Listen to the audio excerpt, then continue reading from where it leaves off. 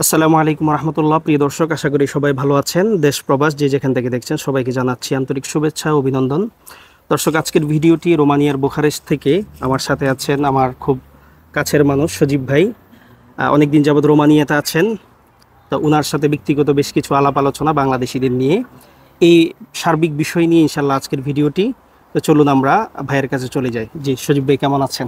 আলহামদুলিল্লাহ ভাইয়া, ভালো আছেন? আল্লাহর রহমতে ভালো আছি। যাক আলহামদুলিল্লাহ। আচ্ছা, প্রথমেই আমরা আসি যে আপনি বাংলাদেশ থেকে এসেছেন কতদিন যাবত, বা আলহামদুলিল্লাহ কেমন আছেন, এই আমি বিষয়টা একটু। আমি বাংলাদেশ থেকে রোমানিয়াতে আসছি 2021-এ, জি, 3 ইয়ার্স। 3 ইয়ার্স, মাশাআল্লাহ। তাহলে অনেক লম্বা সময়। জি, আমরা যতটুকু লং জানতে টাইম আমি পেরেছি স্টে। আপনি ডাচ বাংলাতে এবং রবিতেও জব করেছিলেন। জি, আমি প্রিভিয়াস বাংলাদেশে আমি রবি আজিয়াটার সাথে জব করছি। আচ্ছা দ্যাট আচ্ছা মিনস কোম্পানিটা ছিল আপনার মিলবিক বাংলাদেশ লিমিটেড, তাদের সাথে থার্ড পার্টি বিজনেস। আমি আচ্ছা আচ্ছা রবি সেবা, নোয়াখালী রবি সেবাতে বসতাম। আচ্ছা আচ্ছা দেন আপনার আমি ডাচ বাংলা ব্যাংকের মোবাইল ব্যাংকিং ডিভিশনে রিলেশনশিপ অফিসার হিসেবে জব করতাম। আমার অফিস ছিল মাইজদিতে সদর। মাশাআল্লাহ মাশাআল্লাহ, যাক ধন্যবাদ। আচ্ছা, এখন প্রথমত বিষয় আছি রোমানিয়াতে। আপনি আলহামদুলিল্লাহ আমি যতটুকু জানি ভালো আছেন, বাট বাংলাদেশিরা কেমন আছে এর সার্বিক বিষয়ে যদি এখানে সংক্ষেপে। আসলে সংক্ষেপে বলছি আপনাকে, এখানে আসলে বিষয়টা হচ্ছে অনেকে ভালো আছে, হুম আবার কিছু মানুষ একটু খারাপ অবস্থানে আছে। বলবো যে এখানে প্রত্যেকটা মানুষ ভালো আছে। এখানে ভালো না থাকার পিছনে কিছু কারণ, কিছু হুম কোম্পানি আছে, কিছু প্রতিষ্ঠান আছে, তারা পূর্বের অভিজ্ঞতা থেকে এখানে বা এশিয়ান হায়ার করে তারা নিয়ে আসে, হুম, থাকে না, জি, চলে যাচ্ছে। যার কারণে কিছু কোম্পানি তারা সেই জায়গা থেকে বাংলাদেশের সাথে বাজে একটা সিচুয়েশন তৈরি হয়। আচ্ছা সেই আচ্ছা কারণে সেখান থেকে অনেকে এই অবস্থায় যারা আছে তারা ভালো নেই, আবার অনেকে খুবই ভালো আছে এবং খুবই ভালো স্যালারিও পায়।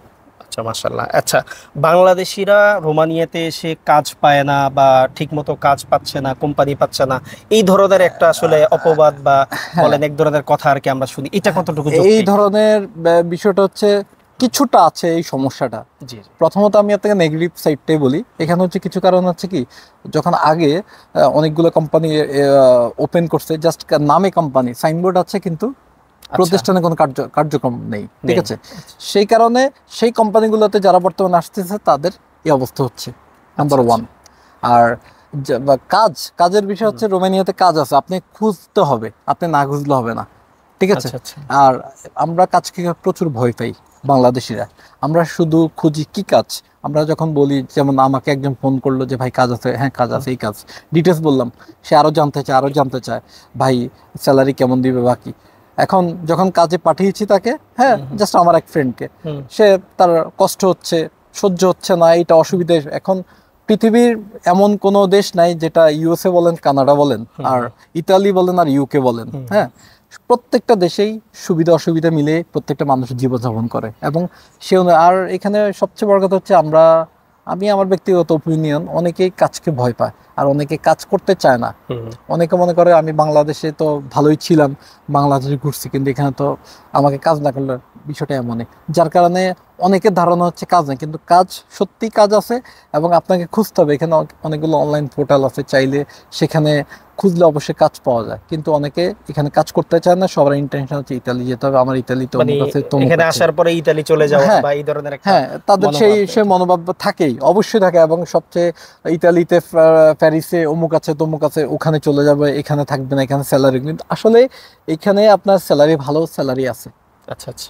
ভালো স্যালারি না, আপনার এখানেও আছে। কথার মাধ্যমে যেটা জানতে পেরেছি, আমিও শুনেছি বিষয়টা, যে অনেক ভালো কোম্পানি, বাট হুম, বাংলাদেশিরা না থাকার কারণে ওদেরকে ভালো জব দিতে চায় না। রাইট, অ্যাবসলিউটলি রাইট, এটা অ্যাবসলিউটলি এটা রাইট। এটা তো সত্য এই বিষয়। ধরনের বিষয়টা হচ্ছে, আমি আপনাকে ধরেন আপনার কোম্পানি রোমানিয়াতে আছে, এখন জি, আপনি পূর্বে অনেকগুলো বাংলাদেশে হায়ার করছেন, তারা আসছে, আসার পর তারা আপনি এখানে যে আপনার তাদের টিআরসির জন্য অ্যাপ্লাই করা, ট্যাক্স পে করা, এগুলো করছেন, করার পর তারা ভেগে চলে গেছে, তাহলে আলটিমেটলি কার আপনার লস হয়েছে। সেই তিক্ত অভিজ্ঞতা থেকে কোম্পানিগুলো এখন তাদের টিআরসি বুঝতে করে দিতে পেরেছি। চায় না। আচ্ছা, আরেক। আর যে হুম, কোম্পানিগুলো আছে জাস্ট নামে মাত্র, কোনো কার্যক্রম নাই, জাস্ট সাইনবোর্ড আছে, হুম, সেই কোম্পানির কথা তো না না বলি, সেটা প্রবলেম হবেই, স্বাভাবিক, এটাই জি জি। সিম্পল বিষয়। আচ্ছা, আরেকটা বিষয় হচ্ছে এখানে যারা জব করে বাংলাদেশিরা সর্বনিম্ন কেমন বেতন পায়, সর্বোচ্চটা এইখানে কেমন হয় আসলে সাধারণত? হচ্ছে যারা স্কিল ওয়ার্কার, মূলত হুম বিভিন্ন সেক্টরে, যেমন সিভিল ইঞ্জিনিয়ার থেকে শুরু করে আপনারা এই যে বেকু, হুম, বিভিন্ন ইলেকট্রিশিয়ান, এইসব সেক্টরগুলোতে যারা কাজ করে তারা মোটামুটি ভালো স্যালারি পায়। আচ্ছা আচ্ছা, কথা ভালো বলতে, এক্সাম্পল, আমার এক ফ্রেন্ড আছে সিভিল ইঞ্জিনিয়ার,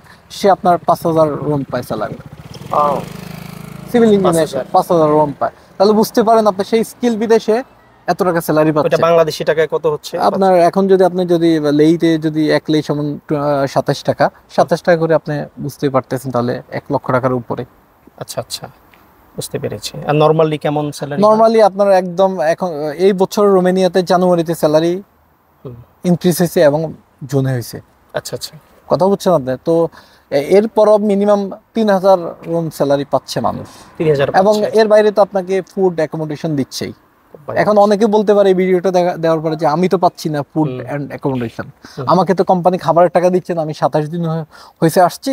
যেমন আমি একটা কমেন্ট দেখছি, এই কারণে বলছি, একজনে ইয়ে করলো, পোস্ট করলো, আমি 27 দিন ধরে আছি, কোম্পানি খাবার টাকা দিচ্ছে না, খারাপ আচরণ করে, আমি অনেক কষ্টে আছি। কিন্তু আসলে এখন সেটা কেন হচ্ছে, সে ওই সিচুয়েশনে সে বুঝতে পারতেছে কেন এই ধরনের সমস্যা হচ্ছে। কেন আমি নিজেও রোমানিয়াতে 3 ইয়ার্স অবস্থান করতেছি, আমি মাশাল্লাহ আমি যেখানে কাজ করতেছি বা আগে করেছি বা এখন করতেছি, আমার এই ধরনের কোনো প্রবলেম নেই, প্রবলেম হচ্ছে না। অর্থাৎ মানে যারাই আসবে প্রথমে একটু কষ্ট হবে, তবে ধৈর্য ধরতে হবে, 2-4 মাস অবশ্যই একটু। ইউরোপে আমার একটা সাজেশন হচ্ছে, ইউরোপে সে আমেরিকা যাক আর ইউরোপের এনি কান্ট্রিতে যাক, তাকে অবশ্যই এইটুকু ধৈর্য রাখতে হবে, 6টা মাস তাকে স্ট্রাগল করতে হবে, নিজের পজিশনটা তৈরি করতে হবে। কারণ এখানে আমাদের জন্য গভর্নমেন্ট, এই দেশে গভর্নমেন্ট কোনো কিছু করে রাখে না, আমাদেরটা আমাদেরকে তৈরি করে নিতে হবে। সেম বাংলাদেশ। জি, অসংখ্য ধন্যবাদ সজীব ভাই আপনাকে। দর্শক, অনেক গুরুত্বপূর্ণ কথা বলেছেন ভাই, যেহেতু অনেকদিন ধরে এখানে আছেন। আসলে যে কোনো জায়গায় ভালো পজিশন তৈরি করে একটু প্রথমে সময় লাগবে, ধৈর্য ধরে যদি আপনি আগাতে পারেন, নিজের যোগ্যতা দক্ষতা যদি থাকে, অবশ্যই ভালো কিছু করতে পারবেন। এই হচ্ছে বিষয়। আজকে এই পর্যন্ত, সবাই ভালো থাকবেন। আসসালামু আলাইকুম রহমতুল্লাহ।